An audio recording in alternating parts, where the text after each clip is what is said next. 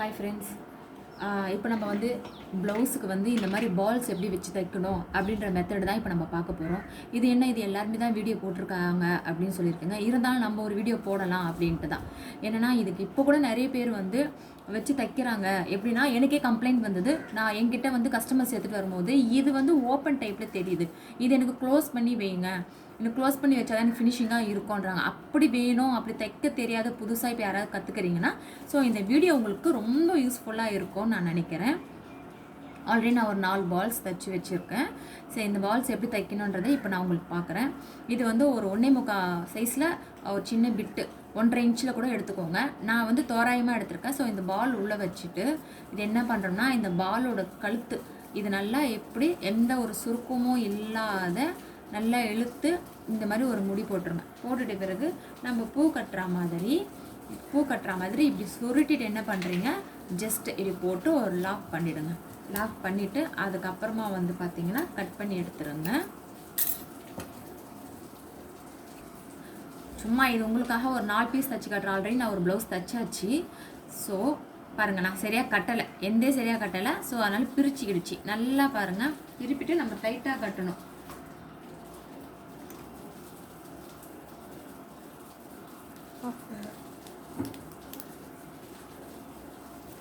லைட்டாக கட்டணும். அதுக்கப்புறமா அந்த நூலை இப்படி கட் பண்ணி எடுத்துருங்க. எடுத்துட்ட பிறகு இந்த வேஸ்ட் பீஸை வந்து பார்த்தீங்கன்னா இப்படி பின்னாடி இப்படி கட் பண்ணிவிடுங்க. கட் பண்ணிங்கன்னா அழகாக ஒரு பூ மாதிரி வரும். இப்படி 4மே இப்படி கட் பண்ணி எடுத்துருங்க. அவ்வளோதாங்க. கட் பண்ணி எடுத்துட்ட பிறகு இது வந்து லைனிங் பிட்டு, இது வந்து ப்ளவுஸ் பிட்டு. இப்போ லைனிங் பிட்டும் ப்ளவுஸ் பிட்டும் நம்ம சாதாரணமாக வச்சு தைக்கும் போது இப்படி தைச்சிட்டு இப்படி திருப்புவோம் பாருங்கள். அந்த மெத்தடில் தான் இது நம்ம என்ன பண்ணணும்னா, லைனிங்க்கும் சாதா பிட்டுக்கும் உள்ளே வந்து ஒரு 1/2 இன்ச், நம்ம 1/2 இன்ச்சுக்கு தையல் போடுறதுக்காக நம்ம லைனிங்கில் ஹேண்டுக்கு வந்து கையாக இருந்தாலும் கழுத்தாக இருந்தாலும் ஃப்ரண்ட்டு நெக்காக இருந்தாலும் நம்ம ஒரு 1/2 இன்ச்சாவது நம்ம விடுவோம் தையலுக்காக. ஸோ அந்த 1/2 இன்ச்சுக்கு மேலே வந்து பார்த்திங்கன்னா 1/2 இன்ச்சுக்கு மேலே பாருங்கள். இப்போ 1/2 இன்ச்சுக்கு நம்ம கொஞ்சம் தையல் எடுத்துகிட்டு வந்துடுவோம். ஏன்னா நம்ம சைட் தையல் போடுறோம் பார்த்திங்களா, அது வரைக்கும் எடுத்துகிட்டு வந்துட்டு நடுவில் அந்த கழுத்து இருக்குது பாருங்கள், இந்த காட்டனை, அதாவது உள்ளே இருக்க அந்த பாலை நம்ம ஒரு கையில் பிடிச்சிட்டு இதை வந்து இப்படி பிடிச்சிட்டு கரெக்டாக அந்த பால் கழுத்தாண்ட நம்ம அந்த சுற்றணும் பார்த்திங்களா, நூல் போட்டு அந்த நூல் போட்டு சுற்றின இடத்துல கரெக்டாக அந்த தையல் வந்து விழணும். நான் வந்து ஒத்த குதிரை போட்டு தைக்கிறேன். இன்னொரு விஷயம் என்னென்னா, ஒத்த குதிரை போட்டு இந்த மாதிரி தைச்சோம்னா நம்மளுக்கு இன்னும் கொஞ்சம் நல்லா இருக்கும். நம்ம டபுள் சைடு போட்டு தைக்கிறதுனால ரொம்ப நசுங்கின மாதிரி வரும் அந்த பால்ஸ் எல்லாம்.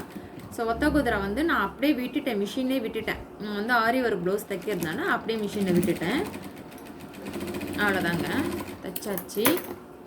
தச்சு பிறகு பாருங்கள், உங்களுக்கு தெரியும் பால்ஸ் வந்து வெளியே இருக்கு. ஓகேங்களா?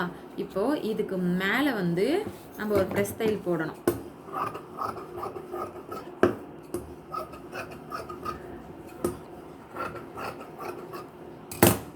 இது வந்து வேஸ்ட் கிளாத்தில் தான் நான் உங்களுக்கு தச்சு காட்டுறேன். இதுக்கு மேலே ஒரு ப்ரெஸ் தையல்.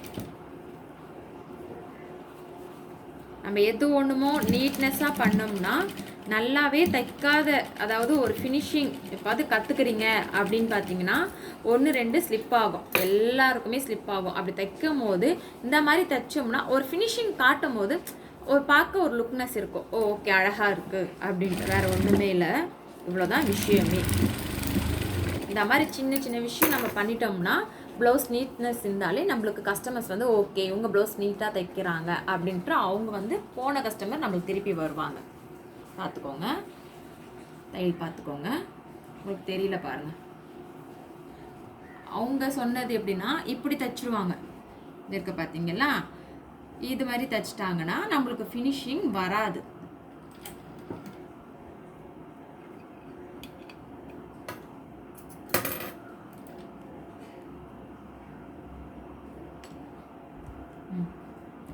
என்கிட்ட கேட்டாங்க, அந்த டைலர் சொன்னது இந்த மாதிரி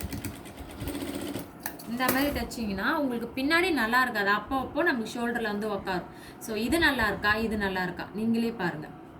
உங்களுக்கு பிடிச்சிருந்தா லைக் பண்ணுங்கள், சப்ஸ்கிரைப் பண்ணுங்கள். என்னோடய வீடியோஸ் வந்து இப்போ தான் புதுசாக பார்க்குறீங்க அப்படின்னா சப்ஸ்கிரைப் பண்ணுங்கள். Okay, thank you.